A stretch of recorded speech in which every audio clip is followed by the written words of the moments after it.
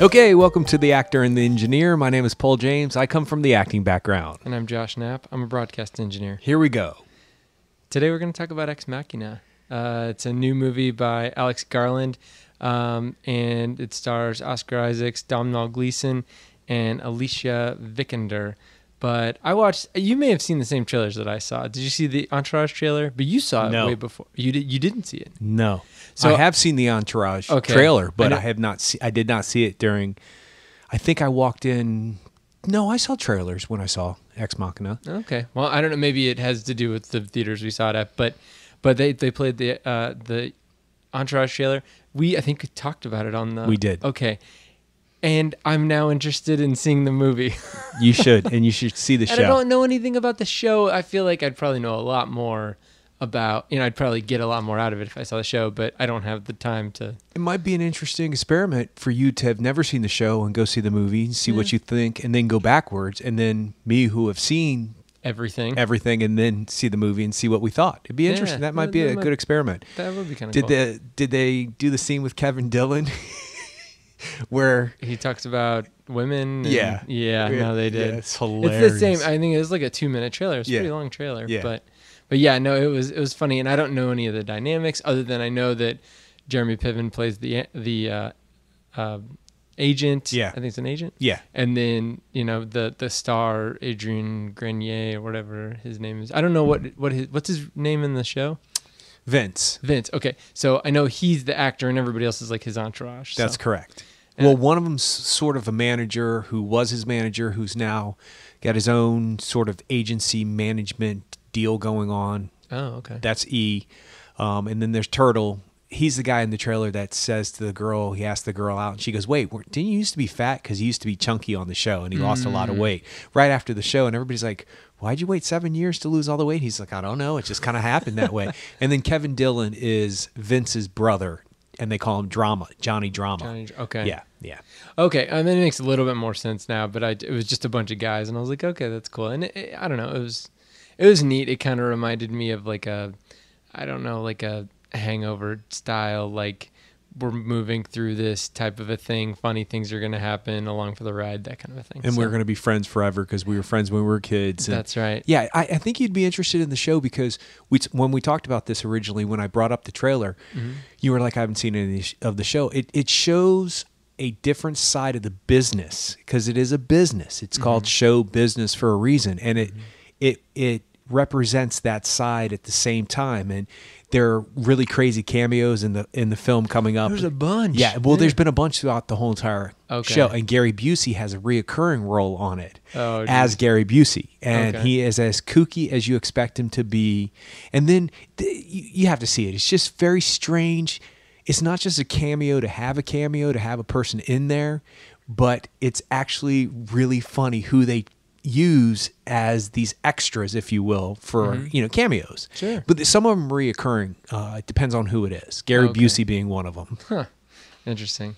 All right. Well, I mean, did you have anything to talk about before we got into Ex Machina? That was the one thing I wanted to bring up. Well, first off, you just saw it like literally 15 minutes ago, which is the first time I think this has ever happened, where you're coming from a movie, you really haven't had time to think about it, so you're research it. And that's what we were saying before the podcast is I don't do any for new movies. I'll watch the trailer, but I won't read any reviews. I won't do anything like that until I see the movie, and then I can, dig as deep as I want and into it. I feel that way. I'm the same way. Well, there is some interestingly great news. I went to see it at the Raleigh Grand, which is my favorite theater in North Carolina, and I said to the guy, the manager, I said, "Are you the manager, sir?" And he said, "Yeah." And I said, "Well, listen, I just want to take a second to say I really like everything you guys do here. I love this theater. Everybody's super nice. Customer service, I work in the customer service industry, so it's always good to point that out, especially when it's for real. And they're always really, they never talk down to you like some movie theater people. Oh, yeah, that movie. They'll say, oh, yeah, that movie's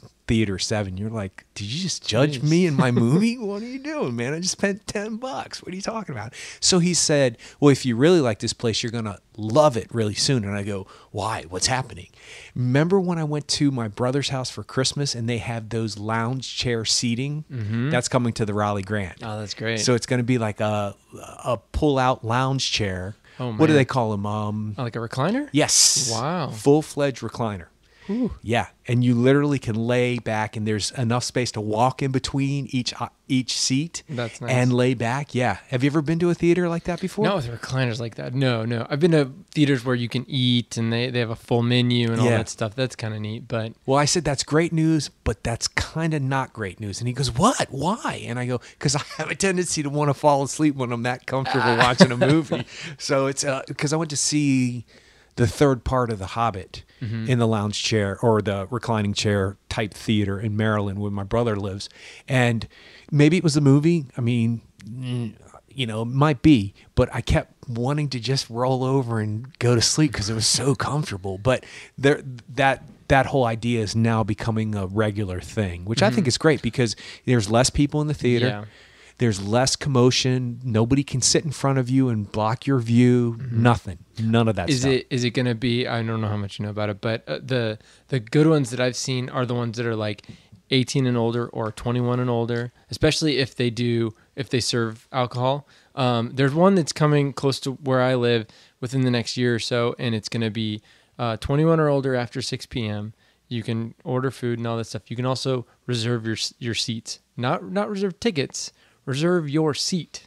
Well, that's the way it was in Maryland. Okay. I don't know about the 18 to 21. Well, my nephews went with me, so both of them are under 18. So that obviously wasn't a rule, but it was early enough in the evening that might not have applied. But you have to reserve your seats because my brother had to sit behind us because we couldn't get enough seats in a row. But yeah, it's like buying a ticket to a concert. I like it because it's a different feel from like, oh, you know what, let's go see a movie. Like it's that the usually the people that make the movie going experience difficult are people who are like, oh well, it's just another thing to do. We just go see movies instead of like, I'm seeing this movie purposefully. I want to get enveloped in it. I want to give myself over to it, and I want to understand what the filmmakers were trying to do with it. That's where we come at it from. Absolutely. But there's other people who are like, they don't care whether they're sitting in a movie theater or whether they're at a Chili's. It doesn't matter to them. Yeah, their iPhones come out. Their iPad. I saw an iPad the other night. I was like, come on now. What are you doing? Like, where's your attention? And you know what? That's the generation we're in. That's the society we're in. But when it's disruptive, because they weren't disruptive. They just were not into the film. I don't even remember what it was that I saw. It was back in Oscar time. It's when people talk on the phone or like when people talk at concerts. Have you ever been to a concert where somebody picks up a phone and starts to describe what's happening? Oh yeah, no. They played this, and yeah, it's happened to me a couple times. I'm like, wait till the show's over, then call your friend, tell them exactly. But they're like screaming at the top of their lungs to tell them what's going on, but the concert's going on. So, and it's funny because you would think a concert would be loud enough to drown it out. Yeah, but it's not.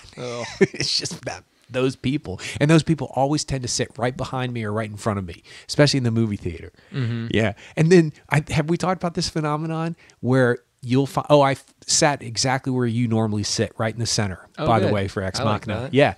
Normally I like to go up to the back and away from everybody. It's just, plus I'm taller, so I like to stretch my legs out. And sometimes you can get that aisle seat that goes down the staircase and you can stretch your legs out that way. But,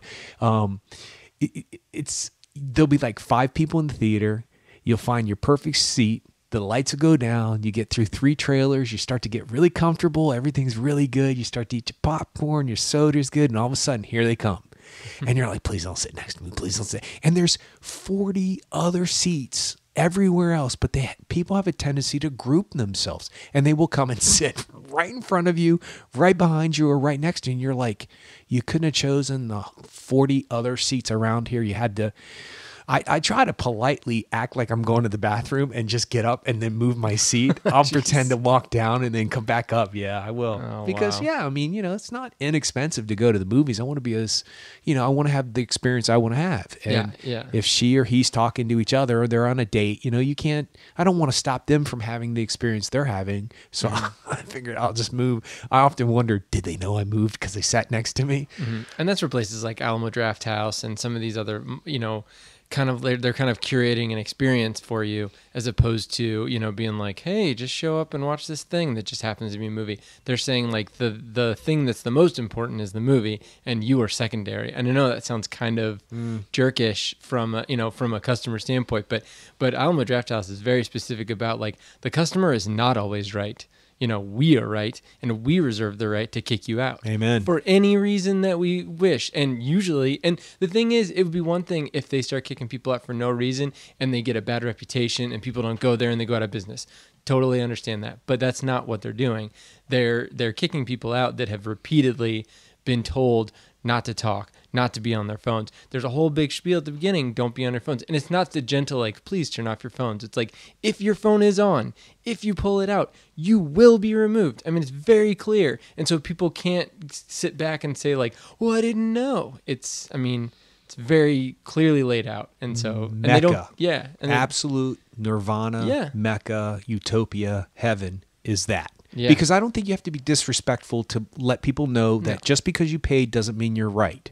There's not, we could go in a huge debate about this because, I work in the customer service industry. And my theory is I will do everything in my power to make your experience great. But if you cuss, yell, or scream at me or demean me in any kind of way to make me feel subservient, not as if I'm serving you, I have no problem serving you. Being subservient or being treated as being subservient, you're done. And I'm now in a managerial position where I try not to take advantage of it, but the conversation ends with any kind of cussing, any kind of profane, any kind of disrespect to any of my employees, you're done. So I respect that. I think people now probably go to that movie theater because they know, oh man, it's Saturday night. I've had a long day. My kids have gotten on my nerves. I need some quiet. I need to watch a movie. I need to have beer. I need to just focus. Okay, let's not go to the dollar theater. That's the thing. Those things are more expensive. Instead of a $9 ticket, it may be a $12 ticket. Worth it. But it's worth it. Yeah. Absolutely. So, all right. Well, let's get into Ex Machina. So we were talking about last week. I was saying last week that I was really excited about this movie. I had a lot of expectations for this movie. It's Alex Garland's first directorial effort. He wrote 28 Days Later, and then I think he also wrote Sunshine. That's right. And then he wrote the novel for The Beach, which was the first time that he worked with Danny Boyle, and then he wrote 28 Days Later, and that was, I guess, his first screenplay, maybe. Yeah, and then. And what's Sunshine? I don't know anything about that. Oh, Sunshine! It's a great Danny Boyle movie. Yeah, I think this is the one I haven't seen. It's got Rose Byrne, Chris Evans. It's got. I think we've talked about it. Cliff. What's his name? He does this. What's his name? Cliff Curtis. He does a really good job. Mark Strong's in it, and this was back in 2007. So it's before a lot of these people popped. Cillian Murphy, who was in 28 Days Later, he was in this movie. Michelle Yeoh. I mean, there's a lot of good actors in this, and it's a movie about a team of international astronauts is sent on a dangerous mission to reignite the dying sun with a nuclear fission bomb. Yes, it's one of those ones, we have talked about this. It's one of those ones that I'll see it and I'll go, oh, I have to see that. Danny Boyle, Chris Evans, so forth, and I just have never gotten around to it. So yeah, it's going to be. And it's a good. I mean, you can see the process, how Alex Garland moves through these particular subjects, and he's able to. It's that whole world building thing. He's able to create a world. He's able to create this, this world in space, this futuristic world that's kind of enclosed. I mean, Sunshine is you're in a spaceship, and that's it. That's all you get. Similarly, in this movie Ex Machina, you're in this. I mean, there's like a 2-minute scene at the beginning, but other than that, you're in this mountain retreat bunker thing the whole movie. So yeah, you get to go outside though. You do get to go outside, but I mean, they get to go outside in Sunshine too. It's kind of interesting. Never Let Me Go. Now that one I was supposed to see and I did not see. That was Mark Romanek directed it, and it was a Kazuo Ishiguro novel, and that was kind of futuristic too. But it looks like he wrote the screenplay for it. Alex Garland did. So who wrote Ex Machina? Alex Garland. Okay, so wrote and directed. Yep, and he's got a track record. Give him a movie. And the other thing is, this is a completely new screenplay. It doesn't say it's based on anything. I didn't see any other writing credits. So once again, we're in this world of redos, sequels, franchises, all of that stuff, and this is a completely separate thing. So yeah, but you don't think that that's unusual, do you? It happens all the time. Birdman. I know, but what I'm saying is that usually with movies that cost as much as this movie cost, I'm sure it cost a pretty good chunk of change with all the CG effects and everything in it. It's good that they're still making these movies. They're still making movies that don't have you can't buy an Ex Machina toy. You can't, there's not an Ex Machina ride at Disney World. It's not something that's gonna, generate anything, on top of itself. So, I mean, it's a singular vision too.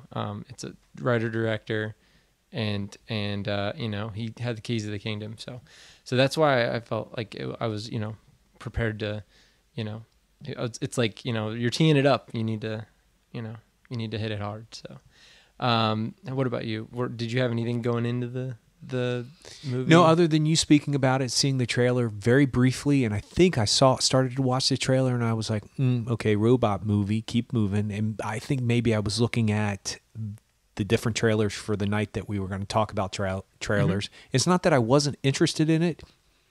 It's just, this is the type of film where I'm glad I saw it on the big screen, but it's not necessarily a big screen movie for me. If I had missed it and then seen it, I would have been like, oh, what would this be like on the big screen? Okay. Gravity. Mm-hmm. You really need to see that.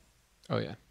And in 3D, and Avatar in 3D, and Life of Pi in 3D. Same thing like the Avengers coming up, I think, is another one that would be... I mean, I'll watch that any which way to Sunday. I don't care. I don't care if that's like on an iPhone.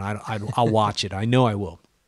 But so I had no expectations whatsoever, and I like that. I had no preconceived notions. I saw the mask, or what was perceived as a mask, on the wall.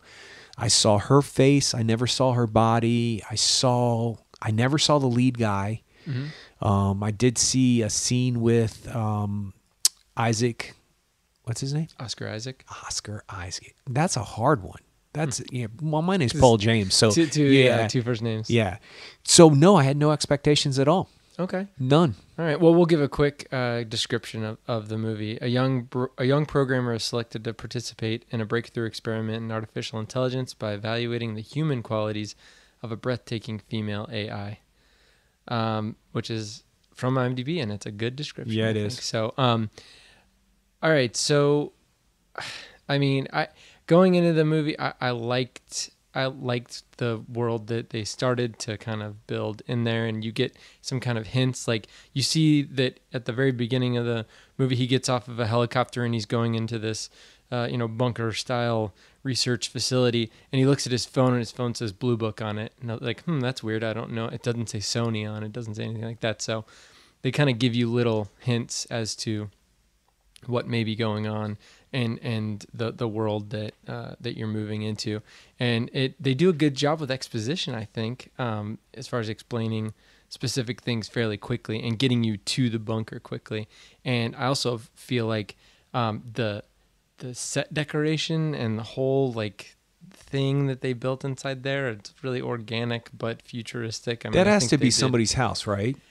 Oh, probably not. I'm sure it was a set. I would assume it was a set. If it's somebody's house like that, I mean, that is serious. That so you think the stone? Amazing. Yeah, I love. Did you notice how the glass panes of the front door went right into the stone, and then there was like a gap between the stone and the glass, and they had filled it in with something to keep it from, I guess, from air getting in and out. Rain getting in and out. Mm-hmm. So I actually thought that was somebody's real house, but now that I think about it, maybe it was a set.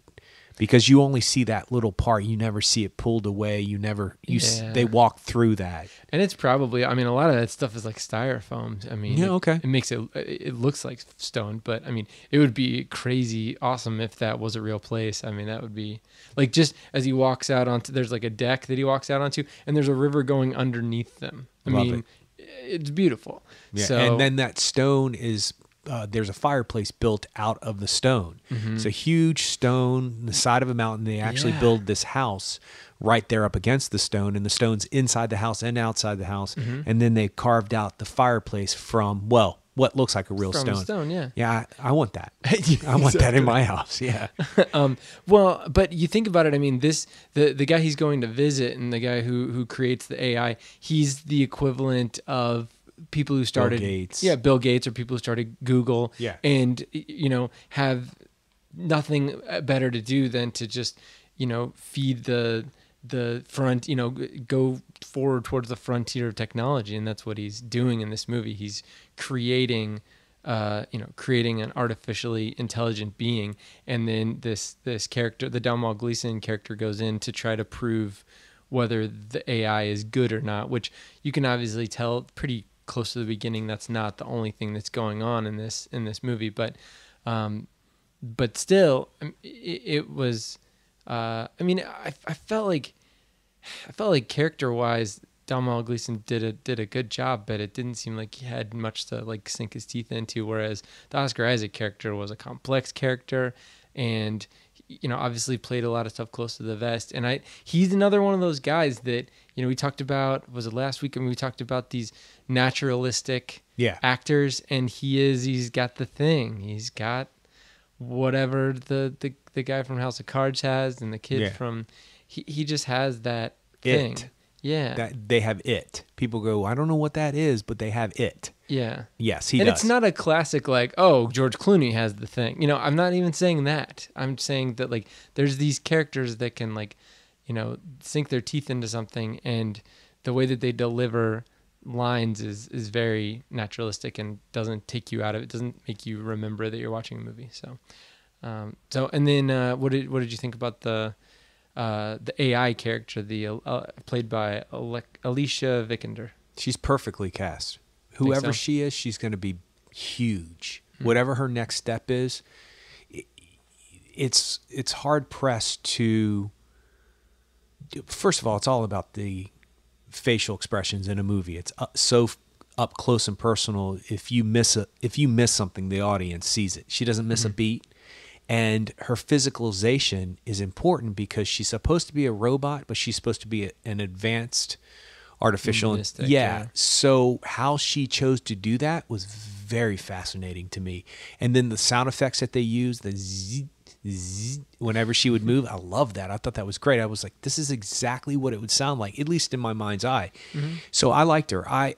There's something about, she has it too, whatever it is. Mm-hmm. She is a little bit more not as naturalistic because for obvious reasons. I think the character doesn't lend itself towards that. Yeah. Absolutely, which is a compliment to her because she couldn't have played it too realistic because she's still an artificial intelligence, and you learn throughout the process of the movie that there are other ones leading up to her, which you, of course, know on some kind of level. So he's kind of a spoiler, but yeah, I mean. Not necessarily. Well, I mean, you know that he would have to. It's not like you can just. There were other ones, build a computer. You have to start somewhere, right? Mm-hmm. So he has to start somewhere. That's not giving any away. You saying spoiler gives more away than anything. Okay, spoiler. So there are other ones.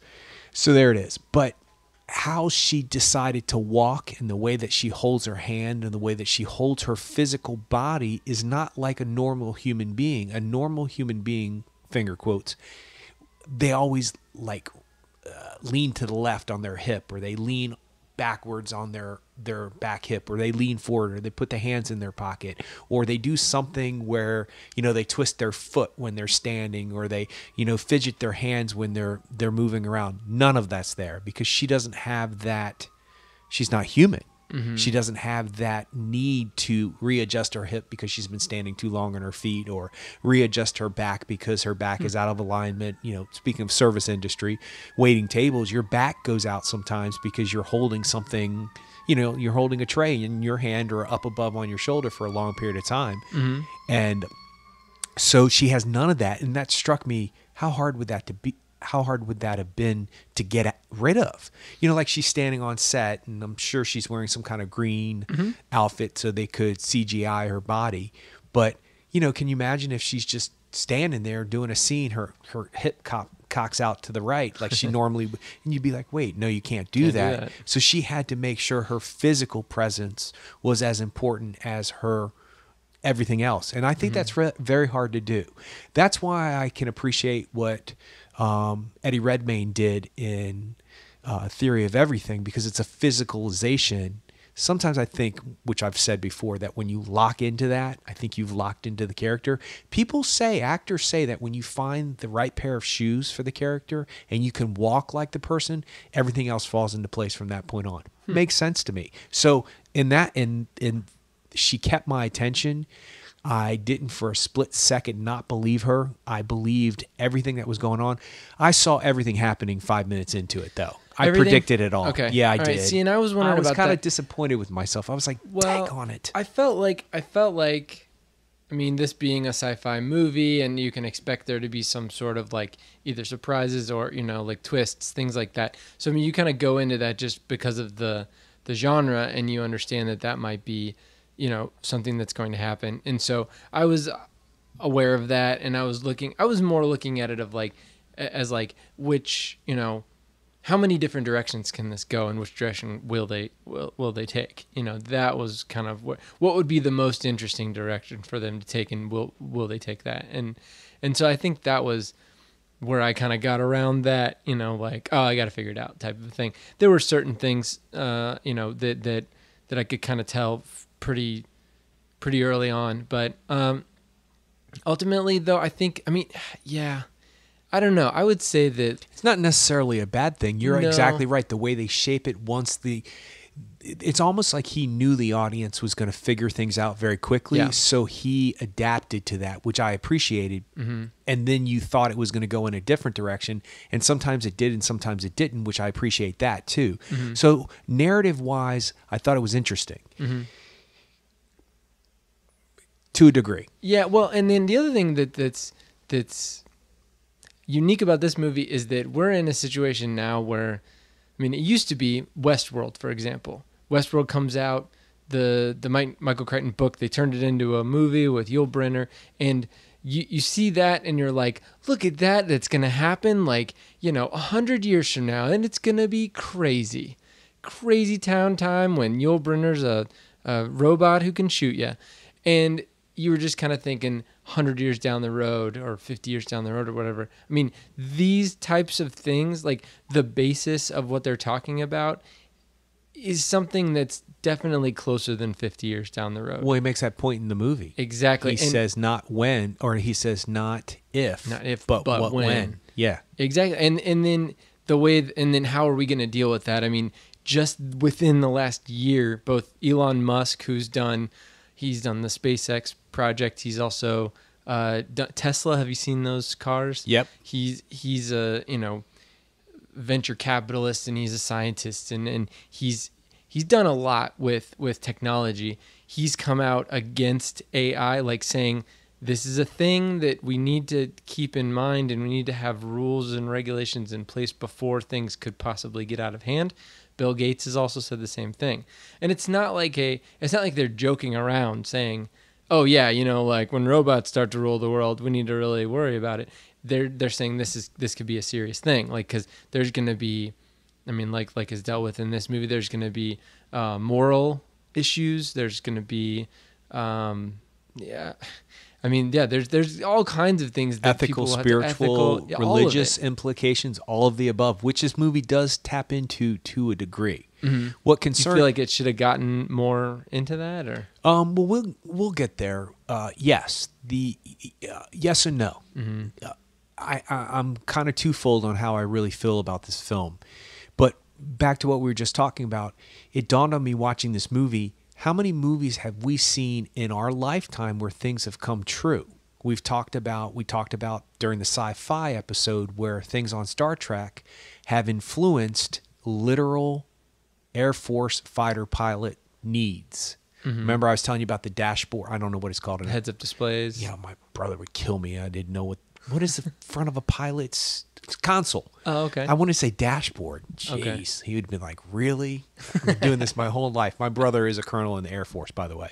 Anyway, he was saying that they didn't want knobs and stuff like that. They wanted it flat, and they came back with a prototype, and there were knobs and buttons, and the guys were like, no, like Star Trek, flat, screens, touch screens. And we talked about cell phones, flip cell phones, beam me up, Scotty. It's the same thing. So we have a way of predicting what is going to happen. And because of necessity being the mother of invention, our imagination thinks it up. Somebody sees it and goes, that would be a really cool idea if that was a phone or whatever it may well be. The visor that the one character in Star Trek wears, Google glasses never took off, but that's essentially what they are. I mean, they're not helping a blind person see, but all of that technology is actually in place. So I did think, kind of like during The Matrix, I did think, what are we actually predicting our own future in film? Meaning predicting our future through a film. It's been done before. So what's the logical absurdity of this film? Are we going to actually have these dilemmas? And I think the film, back to what you were saying about it delving deeper, I think it should have taken one particular stand and stuck with it, whatever may be. It might be left up to the audience's interpretation a little too much, in my opinion.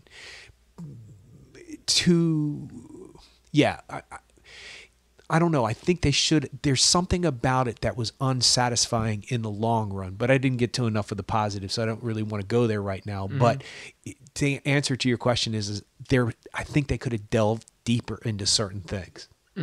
Okay. I liked that it's not like they came down with it's not like Alex Garland came down with a hard stance on something.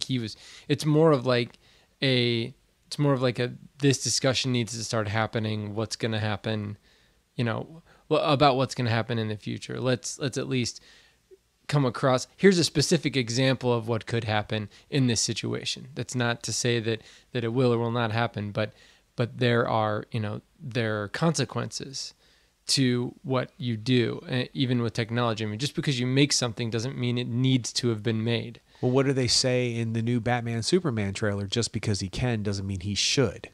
Just nobody's worried about what they're all like shocked and amazed what he can do, that nobody's asked him whether or not he should be doing that stuff. And that's always the question with AI. Just because we can, should we? Same thing. I mean, you can say that with cloning and things like that. I mean, yeah, and there's valid discussions for all of that, but you start creating consciousnesses, if that's even if we're even able to do that, then you start, and they talk about that in the movie where the quote that he gave or whatever was something like that's not the work of man, that's the work of gods, Right. And so that brings in this whole, and the Oscar Isaac character takes that and internalizes it and converts it to, so you're not a man, you're a god. Yeah, right. So yeah, I mean, it's I like that it brought up those things, and I feel like the Alicia Vikander character, Ava, I think is what she's called. Yeah, and so the AI, the way that she did it was in a way that I think she understood, and the filmmakers understood, that all of these other robot movies that came, humanoid robot movies that came before, there's expectations of that an audience will have of a robot. We know she's a robot, so right off the bat, there's expectations that we have of her as a robot, and then she has to kind of circumvent those expectations, but still kind of be true. I don't feel like if she was a human character in a movie with all humans in it, I don't know if she would have necessarily acted the way that she acts. So, but that's a good thing, right? I think so. That's a compliment. I think so. Yeah, because you got to walk that fine line of like, you have to be a believable human, even though we know you're a robot. Right. What convinced me of her was when she was walking away at one point, and the way that none of her lower back or hips moved like a real female. They didn't sway.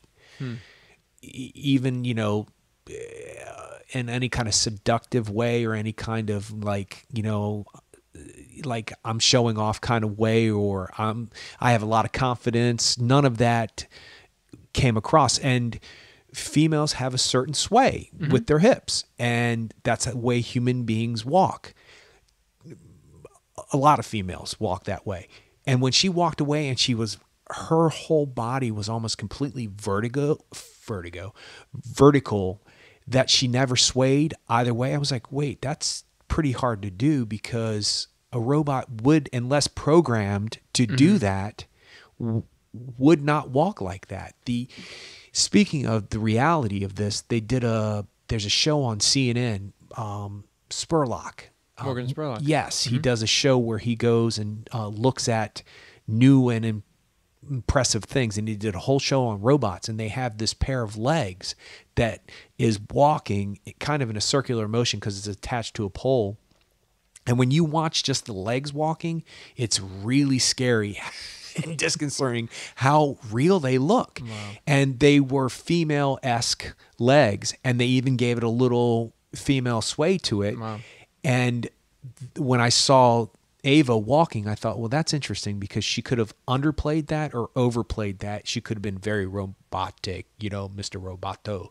But she didn't. She still flowed like a human being, but without the sense of knowing that a female human being walks this way. I thought that was well done. Yeah. And the only other great the other robot role or robot character that I could think of as far as like naturalistic was John Hurt in Alien. But he didn't even play it as a robot. Yeah, because you're not supposed to know he is. Know he's a robot, right? And so you can't even. It's a different thing for the audience, and it's a different thing for the actor. I think where he's supposed to be fooling you that he's not a robot, so he's just going to act like a human. Whereas she's in a different situation. She's got to kind of be that. We're essentially. The Domhnall Gleeson character is our proxy. I mean, we're in these interviews with this robot, and we're trying to be convinced that she's realistic or humanistic enough to fool somebody who doesn't know that she's a robot. So, I mean, and I think she did a good job. Absolutely, hands down. All right, so what would you say? Would you say that somebody should rent this or watch it in the theater? Well, let's talk a little bit more about some of the positives. Okay. I thought it was fascinating how it was complete contradiction in terms. You have this bunker that's man-made, that's stone, wood, steel, glass, very cube-like, almost like a cargo, what do they call them, where you put all your stuff and you take it on a boat? The cargoes. Oh, yeah. A shipping container? Yeah, there's a term for it. Anyway, all of that's stuck in the middle of nature. So it was interesting how he juxtaposed nature versus, and then he talks about that in the film too, nature versus nurture.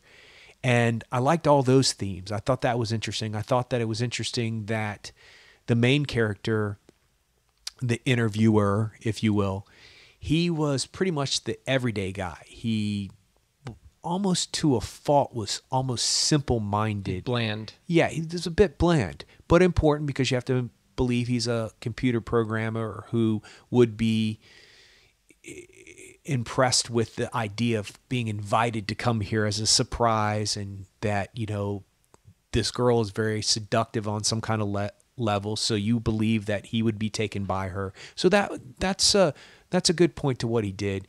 But what I thought was more interesting of how the computer programmer is this drunk at night and this physically always getting in shape guy during the day. Mm-hmm. What's his character's name? It's Nathan. Nathan, right. Okay. I thought to myself, that's interesting because it's showing you that humans are way more complex than we could probably ever build right now. Because if you think about it, he is completely drinking all the time at night. Always, and to the point, seems like he never goes to bed. Well, unless he passes out. Exactly, and he does pass out a couple times, which adds to a plot line later on. But then when he wakes up, you see him boxing, doing sit-ups,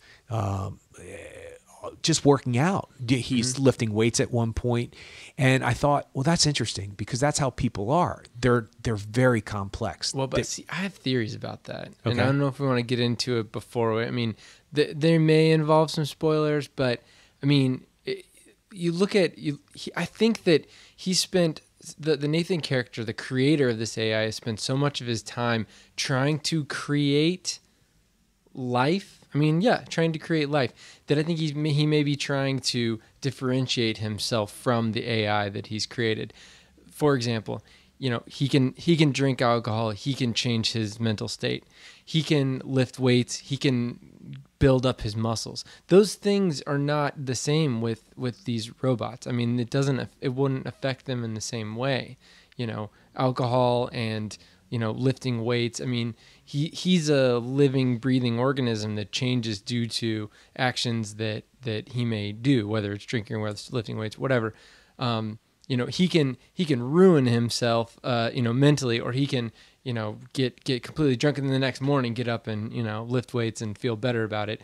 Whereas I think he's trying to, a robot wouldn't necessarily do that. I mean, they would always have the same strength, and alcohol wouldn't affect them unless you made some sort of weird alcohol transfer device within them that would, absorb things in the alcohol and create different programs, make different programs run in them or something. You know what I mean? Like, yeah, you did really fascinating. try hard. I would never even have thought of that. For me, though, why was it such an extreme, though? Why did he go to such extremes? I think he's vulnerable too. He's been in this house by himself, like the only living organism in the house, and now all of a sudden he's reaching out to bring someone else in, and he's probably overwhelmed, I'm guessing. And he's also gaming too. I mean, he is doing something. He's creating a situation. It's like any other, sci-fi type movie. Things aren't as they seem. From day one, minute one, things aren't as they seem. So, I mean, they can kind of be expected in these movies. So, he may even be doing these specific things, showing vulnerability, like getting drunk, for a particular reason, which will come into play later on in the movie, like you said earlier. So, I mean, it could be just that, or it could be kind of a mix of both. Well, I like yours better. I'm going with yours because I did think it did strike me strange that there was such a contrast of where he was living versus where he chose to put where he's living. He chose to build it, and then you see him out in nature.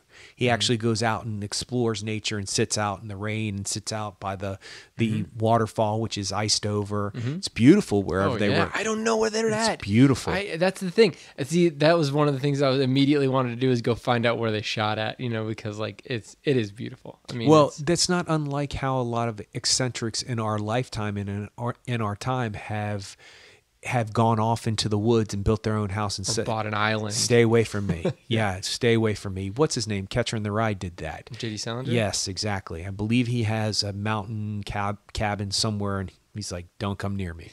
He doesn't want to have a thing to do with anybody, which, to a degree I understand.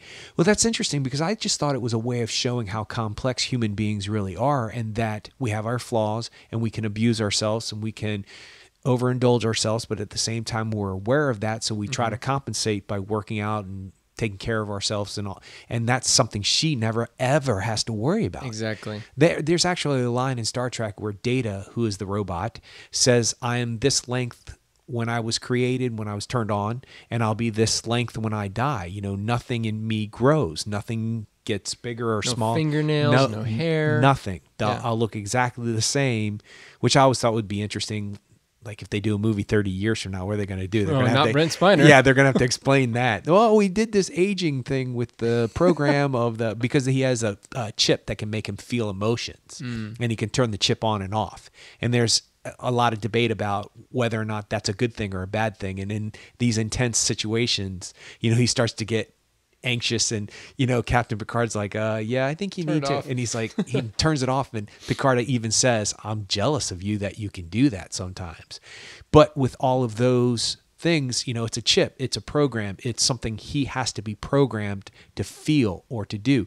Same with Ava. She's never going to be able to get so drunk she passes out. She's never going to experience those things. And I thought it was just a great way of juxtaposing what an AI would go through versus a person would go through. And I also thought it was a way to show how these megalomaniacs, for lack of a better term, because he comes across as a megalomaniac, where he is completely indulgent in some of the things he says about himself, and he uses that as a manipulation. Now, I thought that was neat in the plot line where you think it's going one way and then it goes another way. He actually uses, I think, a lot of that megalomania is put on, so the character's blindsided. The interviewer, what's his name? Well, the actor's name's Domhnall Gleeson and Caleb, but you don't really ever hear his name. I think she says it a couple times, Caleb. Okay. Yeah, no, they say it a couple times. Those are good names, by the way. Ava, Caleb, Nathan. Those are good names. But they're interesting. They're not just like your traditional, you don't hear, how many main characters do you know that are named Caleb? Anyway, but I mean, maybe he's trying to pull the wool over Caleb's eyes, so he does these things that are overindulgent. I thought at one point he was going to try to pull him into a fight or boxing with him or lifting weights or trying to show off his, misogynistic ways by showing that side of manhood, if you will. But they never went there. But I kind of like what you said better. I kind of do. Well, I kind of want to get into some spoilers. Okay. So I would say that for me, I think that this is a movie that you definitely need to rent it. But as far as like spending your hard-earned cash going in the movie theater, it may not be as essential as some of the movies that are going to be coming out later on this year, I think. So. To answer your question now is I agree with you 100%. Okay. Yeah, I'm glad I saw it, but if it came and went, and I saw it on Redbox one night, I might be interested in renting it, but I don't feel like I would have missed anything from seeing it in the theater. Mm-hmm.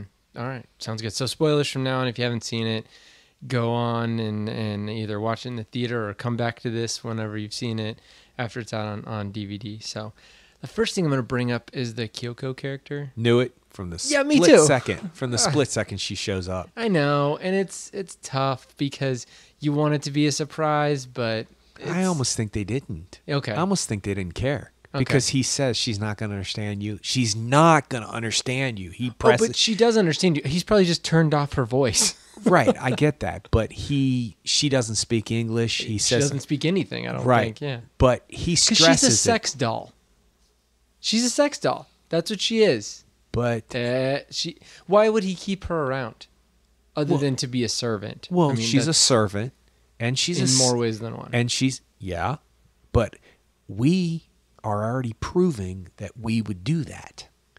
We are some porno, sex toy, doll wanting human beings. Yeah. I mean, maybe not you and I. I don't know. No, I don't want to know. But I'm saying. But I see what you're saying. Yeah, there's an industry out there for that. Sure. Yeah, look at that Ryan Gosling film. Yeah, Lars and the Real Good. I still haven't seen that, but I do want to see it. Fantastic. I do want to see it. You're gonna love it. It's so well done. Speaking of a movie that you're like, where is that gonna go? It pays off. It does it well. Okay. But those dolls are made, and they're like $6,000, $7,000, $8,000. Yeah. So people can have fake sex or real. Well, I don't even know. What is that? Well, I mean, it's a sexual act, but it's only involving one person. So that's okay. Yeah, it would be that. I'm but starting to feel weird. No. It's fine. But still, you're. I see what you're saying. You're saying that like that. Would that be the first thing that an AI or Android would do? He even mentions it when he talks about the downloading stuff on the computer. He says, he mentions something about his porn. He mentioned something about when you find out what Nathan really does. That's true. Yeah. So he's created Ava specifically for the Caleb character to glom onto and to be attracted to, so that he can try to figure out if Ava will do anything in her power to escape. But he's kind of playing. I think that's the twist that I don't think people are expecting. Really, you don't think so? Oh, because I think that I think that he has the Nathan character feels like he's got it so much on lockdown, like so much in control. He has that which is a flaw. I know. Well, but he has that, like you said, the megalomania is like, I've got this completely under control. There's nothing else that can. I've already. It's the chess analogy. He's already figured out 10 steps ahead. Now, maybe the Caleb character has figured out 5 steps ahead, but he's supposedly, in his mind, the Nathan character has figured it out 10 steps ahead. He knows exactly what's going to happen. Okay, so here comes a huge flaw then why, if he's so smart, did I, who knows nothing about computers, nothing, go, how come he doesn't have a battery running camera, battery packed camera? How come there isn't a camera in there that's run on battery or on some kind of backup energy? Every time the power goes out, and then he says, "Oh, I don't know what's happening with these power surges." So he's that smart. Well, they explained it. Right, but and they use it as a plot device, but he's so smart that he doesn't know she's doing it, and then he's so smart that he doesn't think of having other cameras in the room to begin with, especially after the power surges have been happening. Well, you got to remember, he's been the only person there up until this week. So, I mean, but also you've got to think about his blindness, his mental blindness to the fact that other people may be just as smart as him. He's never had anybody be as smart as him up until this point. Yeah, but wouldn't you want to know if your power was... He even says, I thought that was going to be a plot twist that went in an obvious direction that I thought was going to go in a different direction. He says, what do you guys talk about when the power goes down? Because he already knows. Right. Yeah. Because he should be smart enough to have already done that. Sure. So it made no sense when they used it as a plot device. I see what you're saying. No. I get it, but you've got to be, I mean, as an audience member, they've got to make you feel like you have one up on the bad guy, but you don't, So then they do the double twist, which is fine. Double twists happen all the time, where the double twist of like, oh, Oscar Isaac kind of figured out. The cool part about it is the confrontation was so anticlimactic. Standing at the kitchen table, you're standing in the kitchen, that was their confrontation. It was like, I know exactly what you're doing. Let me show you something. I mean, it wasn't a like, I can't believe you. It wasn't this, Same way with the way she murders him too is kind of subtle too. It kind of just happens. Oh, it's kind of poetic because she's saying, this doesn't hurt me. You cut off my arm. Who cares? Right. I'll get a new one. Yeah. I stab you with a very small amount of force and you're done for. Yep. I mean, so the whole time that he's trying to lift weights and go outside and appreciate nature and all that stuff to say like, this is why I'm better than you, android. She's saying, well, this is why I'm better than you, piece of flesh that happens to have a brain. Meat puppets. Yeah. Right. So no, I mean, I get that. I like that.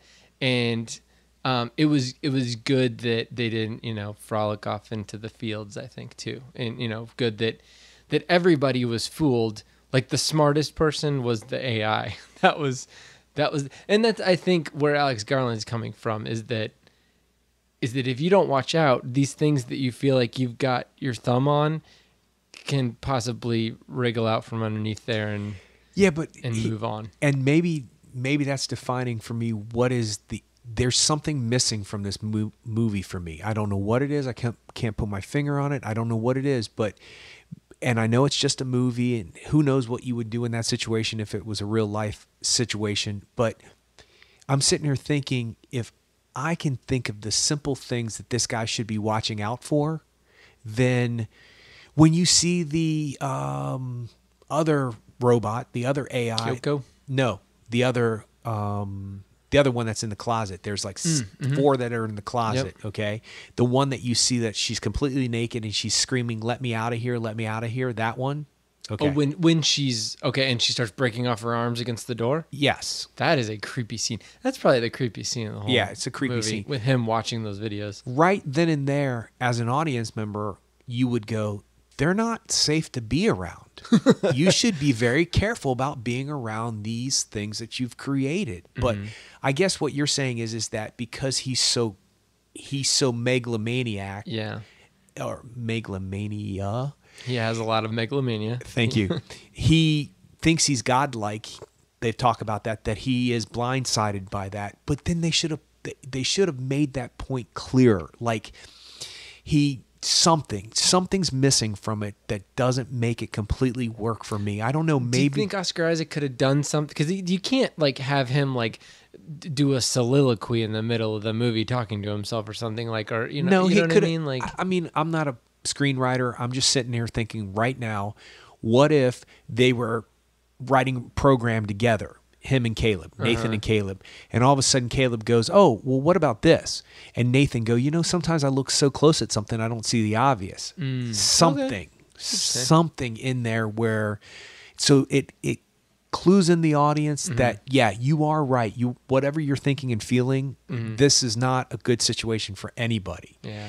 But the problem with that premise would, I guess, be that Nathan would never think that Caleb would have anything to offer because he's so in his head, he's created Google. Ultimately, that's what they're saying. Don't you think that Nathan already doesn't think Caleb has anything to offer? No, Caleb is just a puppet on a string, and he wants to see if he wants to know that he's right, that this guy's going to react the way that he is, and that the AI is going to fool him. It's two rats in a maze as opposed to just the AI rat. Exactly. The Caleb character is the rat too. Exactly. And Nathan is already convinced with the results of it. He even says something to that effect. I knew you were going to act like that. He says that at the end. He was like, I knew this, I knew that. No, there wasn't a surprise. No, you weren't picked. No, you weren't anybody special. And you kind of know that too. You kind of,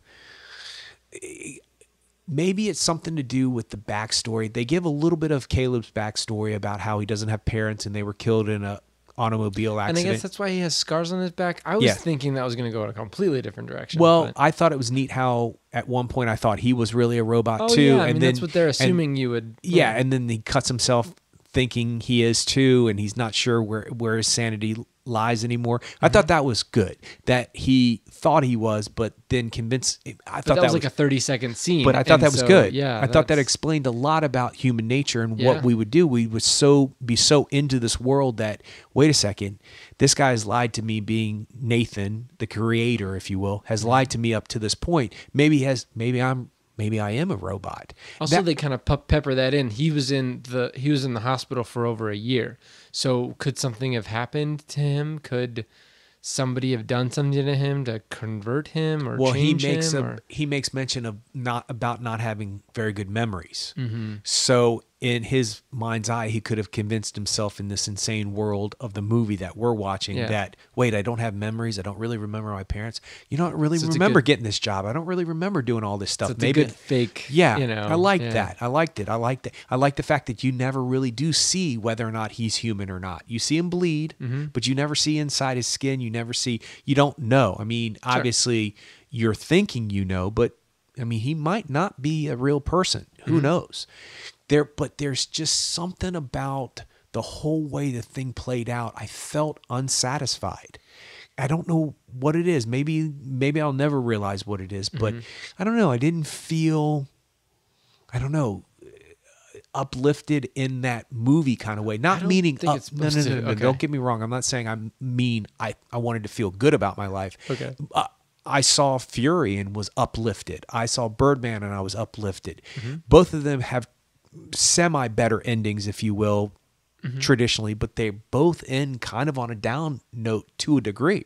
One has shot his face off and is floating or not floating outside of a hospital. Nobody knows. And then there's millions of people dead around this one kid in Fury. They're not exactly happy endings, but I was lit up by the movie and by the story I was just told. And I guess I should always use the term lit up at this point, because there's a feeling I get when it's an excitement and my whole body vibrates when a movie just really works for me. And I thought, well, okay, this was cool, but I didn't think once about it going to bed. I didn't think once about it today. I didn't think once about it going to sleep last night, waking up today. I didn't think anything about it. I could not get the two other movies out of my head when I first saw Birdman and Fury, and then a few other ones that we've talked about. This one, and I can't put my finger on it. There's nothing wrong with this movie. And maybe it's more of an exercise as opposed to an emotional journey or anything like that. I mean, it's more of Which is fine. I like that. Yeah. There's just something there. It's not a bad movie, but there's just something that's didn't fit for me. I wish I could articulate what it was. It would make me feel better. But, and I'm not saying this as a criticism. I'm saying for me personally, when I sat through it, I thought, okay, not bad. At any split second, anything else could have pulled my attention away from it, and I would not have felt like I need to get back to that. Oh my God. When you have to go to the bathroom in the movies and you don't want to miss a moment. I could have gone to the bathroom 3 or 4 times. I've been fine. No, I mean, and I guess I would tend to agree with you in the fact that there's certain movies when I leave them, I'm just like, I mean, Birdman was one of them. I mean, Casino Royale, the Bond movie. I mean, like, I leave these movies and what would you call that? What? I call it lit up, but what do you call it? I don't know. I mean, it's some sort of a, I don't know, vibration type of a thing. Yeah, you know, this cathartic. yeah, it's not, maybe even not even a satisfaction, but it's just this transcendence type of a thing. It's hard to describe when you start to try to put it in It's an hard. adjective. Yeah, Yeah, but you know when you feel it and you know when you don't. exactly. And so, I wish I just said that. And so yeah, and I agree with you. I didn't feel that too. I will have to say, and I'm sad that I didn't say this before we started talking about spoilers, is that I'm very sensitive about CGI stuff, like things looking real and not looking real and all that. And it never really, the only times it really kind of took me out of it is when they started peeling skin off of faces and you get this weird, like, Because it's not logical. silvery thing. And I'm Yeah, like, it's not okay. logical because the one thing that And say the eyes too, how they hold the eyes in. Yeah. Totally different. When there's no skin on the face, the eyes have these clamps around them. Yeah. And when there's skin on the face, it's like, well, it's just somebody's face, a Right. real person's face. I so. thought about that too. But other than that, like the body Yeah, and cool. all of everything, how things were shaped and yeah. Sorry, I just have That's to interrupt okay. you. Have you ever seen plastic CGI or whatever she's made out of? You can see right through her, and you could see behind her and Yeah. through do, her. do you know how they do that? How do they do that? So they just they take a plate without her in front of it, and you notice a lot of those scenes the camera was kind of locked down, or they would do like motion control camera shots where they would do the scene without her in front of the camera, or at least shoot a few frames of her not being in front of the camera, and then even if you have motion, then they would do it with her not not in front of the camera, and the camera would move, and then they would do another take with her in front of the camera, and they do the whole scene again, and then so they're able to marry those two. She's got the body sock on or whatever, Yeah, the the green green screen. thing, or Yeah. a lot of the ones now are just like silver or white, and they have like markers on them, and so then they're able to paint her out, they're able to composite her out, and then they can do things where you take the frame that nobody was on screen, and you put that behind the frame where she's on screen, and you can kind of marry those together, and so you can see right behind her. Fascinating. It's really cool. It was well done too. No, it was very well done, and that did not take me out of it. And the little things like when she talked, like kind of how her vocal cords, for lack of a better word, and kind her of moved up and down. neck muscles, which were They were really spinning? Yeah, that was cool. Yeah, no, Yeah. it was all good. I like that, and it didn't take me out of it, which is one thing I was kind of worried about. I wasn't sure exactly what the budget was for this movie. And the good thing that they did is that it seems like they probably spent all their money on the CGI and less money on, like, there were no set pieces. There were no, I mean, it wasn't like, oh, we're going to Iceland Yeah. and we're going to, Yeah. Germany. It was just like, we're in this one place and we're going to make the place and it's going to look awesome and all this stuff.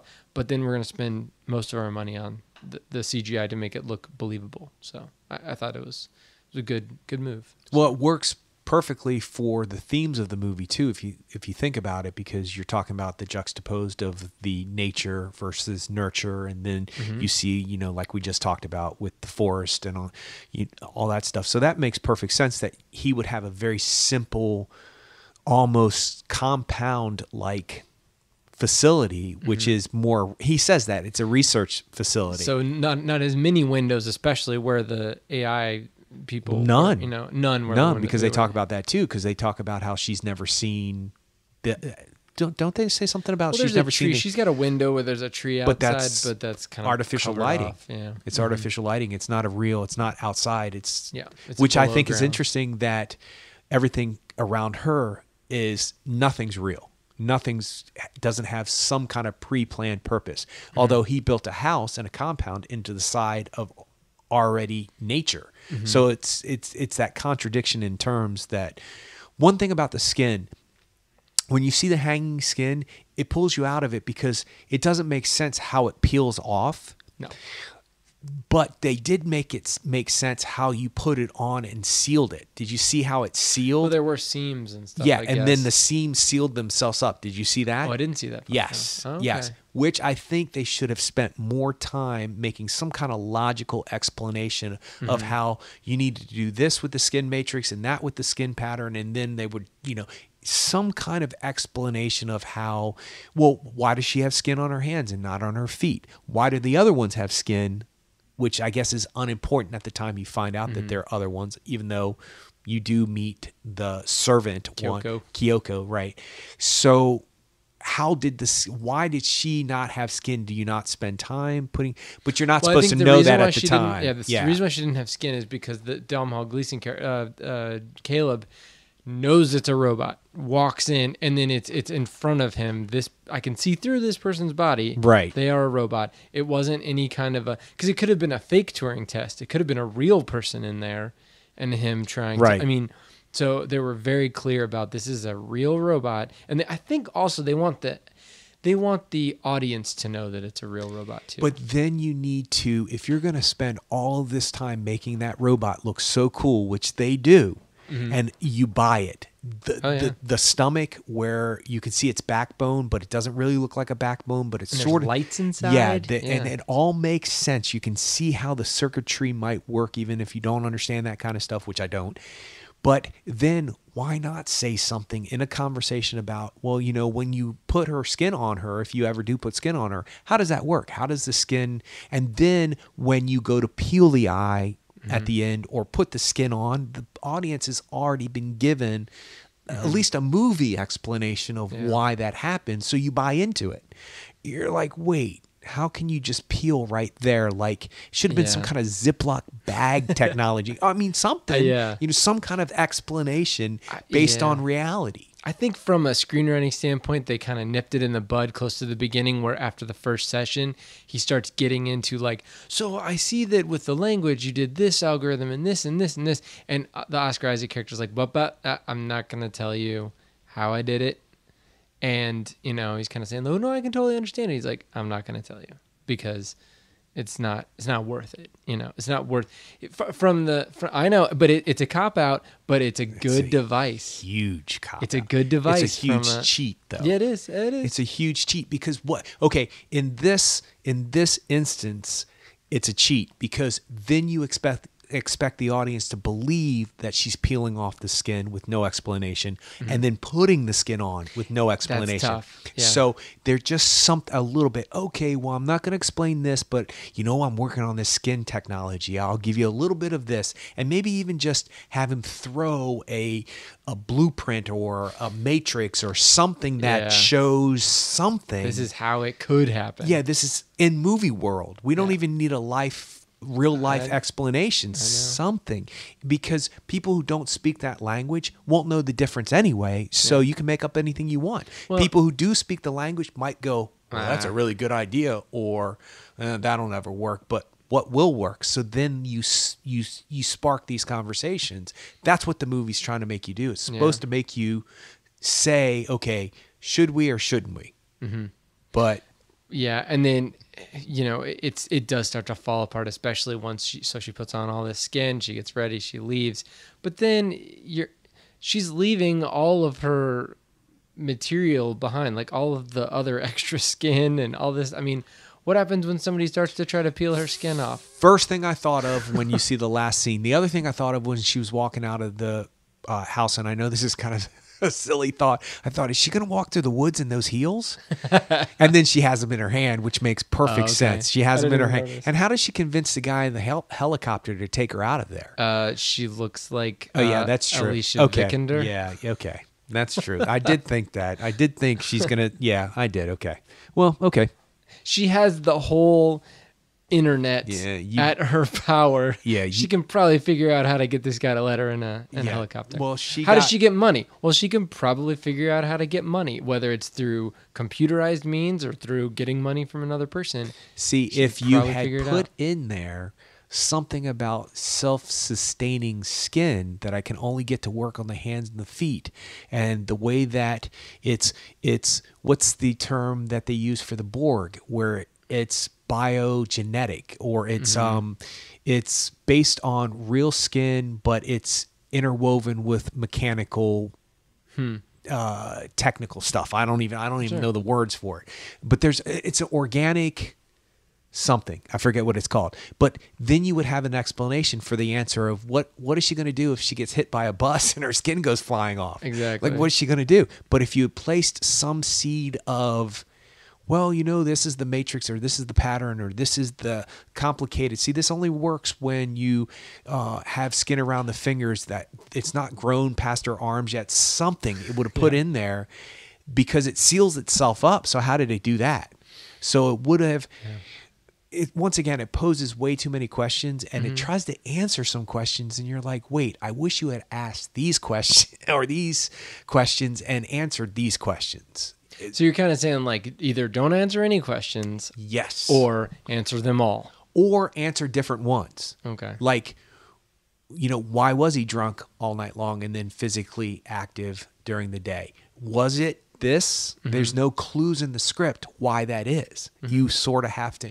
And we both came from two different worlds, both of which were logical explanations that we came up with why they put that in there. And they're both valid. Yours is better, but they're both valid. So why not just put something in there to explain certain things? Like how there's too many. There's too many to where it never satisfied me enough to even want to keep questioning it. Once I was done, I was pretty much done. Will I ever see this film again? I think is ultimately the question we should be asking each other. Yeah. Not whether or not we would recommend it, because it's Well, worth seeing. Yeah, it is worth seeing, but I don't know if I will, and I hope to God they don't make a second one, because that would just be horrible. I think there needs to be movies that just don't have sequels. You know? If you didn't make the point in this one, then there's no reason. Then it's just a neat trick. Yeah. Then we just want to see the robot interacting in real life. I guess, but I don't even want to see that. Yeah, I don't either. They've already brought up the necessary questions, so now let's move forward from there. Like outside of a movie setting. Let's actually talk about it. Perfect example of what I'm talking about asking the wrong questions or answering the right questions, whichever way you want to put it. When Caleb says to him, "Is she sexually capable?" and he said, doesn't ask him that. Well, it comes up. He says, "Why did you give her sexuality?" That's what he Right. said. But then the Nathan character says, "Why don't you just ask the question you wanted to ask, which is, can she have sex?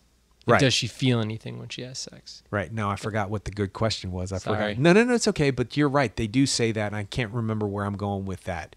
There was a point I was going to come. I can't remember. Oh, and Caleb might be innocent. He might be that innocent character who has, decorum and probably wouldn't have asked this. But what guy would not have asked, "Well, have you?" Mm-hmm. Once you find out there's capabilities of her to have sex with anybody, actually, and that she actually feels something and that's programmed for her to feel something, my first thought was, well, did you? Which I guess they're not going to ask that question because it would lead you down the path of knowing that he has with others, and that there's one just for that purpose. Mm-hmm. But then at the same time, he does kind of talk about her. I don't know if that's in the same scene or not, about how she is, I think it's a different scene, about how he created her so she is kind of like his daughter. And that's kind of before you know. He creates all the other ones. I know. That's before you know that Kyoko is a... See, we're making it worse for me, because now I'm like, that's yet another. But he's so, like we were talking about. I like that explanation, but he's made others. But he's so megalomaniacal, like we talk about, is that of course he's going to have sex with them, because that's probably a portion of what his motivation was. If he can completely... He's controlled... I mean, the things that he's created, everyone in the world, well, not everyone in the world, a good chunk of people in the technology-based world use every day. We can just say that his blue book is Google. Right. So imagine being the person that was responsible, or, in Google's case, there were a couple people responsible for this thing being created, and all of these people use it every day, multiple times a day. You can get a big head. Yeah, I see what you're saying. He's going to be like, of course I'm going to make, of course I'm going to make this thing. And he could even be to the point where he's like, I'm not, having sex with regular people is not even good enough for me, because none of them are as smart as I am, or none of them are as, are on the same plane as me. So I have to create a thing to interact with. Wow, I mean, that was way deeper than what I was thinking. I was thinking he just thought, okay, I created this one for sex. And so in his mind, this one was for sex and this one was my daughter. So I can separate the two. I think he's just playing the guy. I think he's just playing, the Caleb guy, talking about how, like, well, I would never. She's my daughter, Of course she's coming on to you because you're the only other person she's ever seen, and Well, and that's also to cover up later on what you find out that she's actually programmed to do that purposefully, Exactly. which you kind of notice. Okay. Horse, you're dead. Well, not only that, but it's making it more interesting, this conversation about this film for me, but at the same time, it's not making me want to see it again. But see, I'm What putting is a lot that? on it. So it's like it's bare bones. A lot more that's interesting. It's bare bones, and I'm putting a lot on it. So, But it but wouldn't be that's there the fun part. if it wasn't there on some kind of level. Yeah, absolutely, it's the fun part. But if it wasn't there on some kind of level, you wouldn't have thought of it. So it must be there somewhat. I mean, we got some stuff out of this film. Yeah. It's just I wish that, as soon as I noticed, and I've belabored this point at this time, the forest and the contradiction of human beings and their nature and all that other stuff. As soon as I noticed all that, I guess I was looking for something to fulfill the rest of it. And it's funny when you notice stuff and you realize, yeah, that's a pattern or that's a theme or that's a motif. It's easy once you've already noticed it. But when you can't figure out why you don't like something, it's harder to articulate. It's harder to go. That's why I like what we do. We're not trying to, be disrespectful to a movie and say, this movie sucks. I'm questioning, what is it that director wanted me to see, feel? And maybe it was this. Maybe it was to spark a conversation about how we really would feel. Because we have said a lot about how we would react to this technology without really saying it on some kind of level. I mean, because we're both agreed that, yeah, that's probably why he made that person AI sex toy thing, that it does exist in the world. They even say that's the reason why the web was created. I know somebody who said, here, look at this. This is what you can do on the net. And then this is what it's really for. And then immediately went to a porno site. And so obviously this director, this screenplay writer was smart enough to write something that kept us talking about it for an hour and a half or however long it's been. But I don't know. There's just something. Mm-hmm. Something's not there for me. I understand. Yeah. All right. Well, we didn't answer the question. Will we see this film again? I don't know. I mean, I'm bringing it out right now, and I don't. Okay, you have to answer yes or no. If you had to. If I had to, sure, yeah, of course.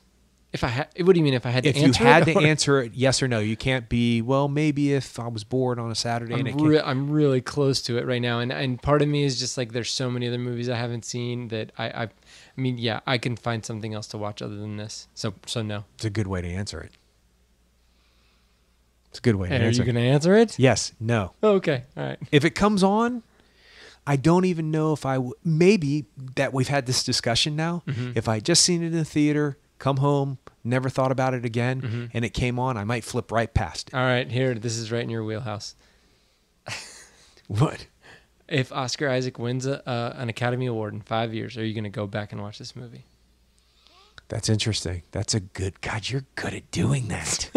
You did that with Scorsese slapping me.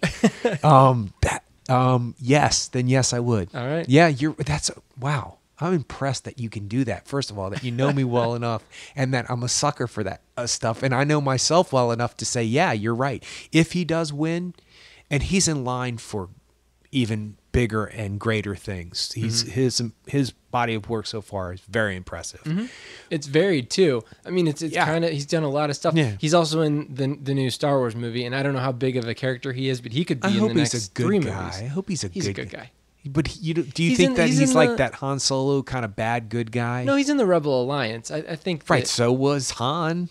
No, Han wasn't. Han was just a he fought ship for the rebels. But see, Han became a good guy. He was just a right. But I'm wondering about this. But Han was just he was a smuggler. Right. So I mean, he was a bad guy, kind of. Right. That's what I'm saying. And he became a good guy because of the love of Leia and because of wanting to do something bigger than himself and right. all that stuff. Right. But is he is Oscar Isaac going to be that character? Because he's kind of a bad guy in most of his films at this point. Yeah. Kind of a jerk in a lot of his films. But the first thing we see of him is him in an X-wing being really excited to fly it. So. I don't know. He looks kind of pissed off to me. I'll be really? honest. Looks a little. He looks like he's having a bit of anxiety. And I thought about that coming out of this movie. I was like, Oscar Isaac always kind of plays the jerk. He's kind of the cool bad guy. Like I like him. He's cool. And really quick, why is he barefoot the whole entire time? Did you notice that? He's barefoot. That's on purpose. We thought we had the answers. It was the questions we had wrong. I wish I knew what to ask this movie, and it would maybe unlock some stuff. So, but he's always either got a robe open or a tight shirt on, and he's always got his bare feet, and he's always working out. I mean, there's reasons for that. It could be that they're out in the middle of nowhere, and it's just two human beings out there, right? It's just him and what's his face, Caleb, and maybe he's sending off a signal of like, you can't beat me up. I can beat you up. You can't beat me up. And he does cold cock him. And that was another thing. When he punched Caleb, it was like, I mean, he was just out. I thought that's exactly what that would happen. It rang true to me. Yeah. Like I believed he would be able to hit him that hard, that quick, that fast, that unnoticed, and he would go down. That's exactly what would happen. So it could be a lot of things. I mean, maybe another theory would be that he's lifting weights to show the Caleb character that's like, I can take care of myself. If you try to do anything crazy, I will own you physically. I don't know. Yeah. Okay. Well, anyway, interesting. So the other thing I was looking up was Oscar Isaac's other movies that he's been in, at least that I've seen. So I guess he was Prince John, Robin Hood, bad guy. Body of Lies, he was Bassam. I don't remember him in that movie. I don't even know what that movie is. Oh, Body of Lies, that was the let me look it up. I think that I get that one and the other one mixed. Okay, so that was Leonardo DiCaprio and Russell Crowe. Oh yeah, I never saw it. Okay. And then he was in Sucker Punch, bad guy, Drive-ish, bad guy, crappy guy, just crappy guy. That's my point, though. Born in Legacy. Who's he in that? Outcome number 3. Okay. It was probably a flashback or something. Won't Back Down. I bet you he's a bad guy in that too. Oh, is he? in Born in Legacy. Yeah. Inside Llewyn Davis. I mean, he's just he's a jerk in that. He's a jerk in that. Yeah. So he obviously has a niche, and he has learned to. Most Violent Year. Well, he's not entirely a great guy in that one, which I haven't seen it, but I will. I want to. They're saying those are 2 Oscar misses right there. Those are. Remember how I said there's always one that shows up later on? There's always one that gets missed and forgotten. Mm-hmm. That was Fury this year, and then there's always one that I'll see like 6-7 months later, and I'll go, "How did they not make it to the cut?" Especially with some of the other ones that I was a little iffy on being in the race. There's always 1 or 2, and I think him and her are Jessica Chastain. Yeah, I think these 2 from this movie, A Most Violent Year, might be those 2 that should have replaced 2 other people. Who knows? But he does kind of have a niche now for playing. He's kind of cool. Like I like him, and he's an attractive man, and he's, physically not overly bearing looking. He's not intimidating looking. He looks, but he's not a movie star. So he's got this weird balance that he falls in between, which is a good thing. It's a compliment. And he's also kind of like Ben Kingsley, where he's like culturally ambivalent. Yeah. So that gives him a lot of flexibility too, I think. Because he plays Italian in A Most Violent Year and indescript in... I think in Drive he's Hispanic. Yeah. Which makes sense. And he easily could pass for Jewish, Puerto Rican, any of the above. Mm-hmm. Yeah, you're right. He is kind of nondescript. Good for him. That's all. Yeah. And in this, it's not important what he is. Not that it's important in any of those movies, but it's a good quality. But I'd like to see him play the nice guy. Yeah, and it looks like I just hear on it was announced that he plays the same character in Episode 8. Star Wars Episode 8. So Episode 7 and Episode 8, Star Wars. And then he plays Apocalypse in X-Men Apocalypse. Well, he's a nice guy. Is he? I don't know. No. Okay, so he's the bad His guy? name is Apocalypse. Well, hey, I don't know. Oh, yeah, that guy, Apocalypse, he's hip and cool. Come on over. Apocalypse is coming over for this party tonight. Apocalypse is coming. It's going to be epic. He's cool, man. We love the Apocalypse. I mean, yeah, so. Okay. Yeah, well, he has a niche, whatever it is, and he plays it in this movie too, Ex Machina. And so It's really interesting. I would have rather have seen a movie about him, that character, and what his life led him up to these moments were.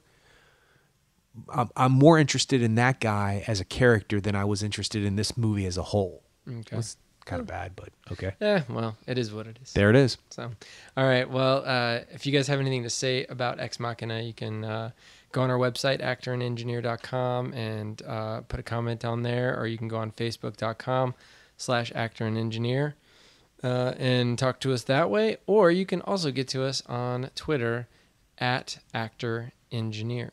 So we're not sure what we're going to talk about next week, but I'm sure it'll be something We exciting. always figure it out. So, all right, did you have anything else? Nope, I'm good. All right, well, we'll see you next week. Until then. Bye.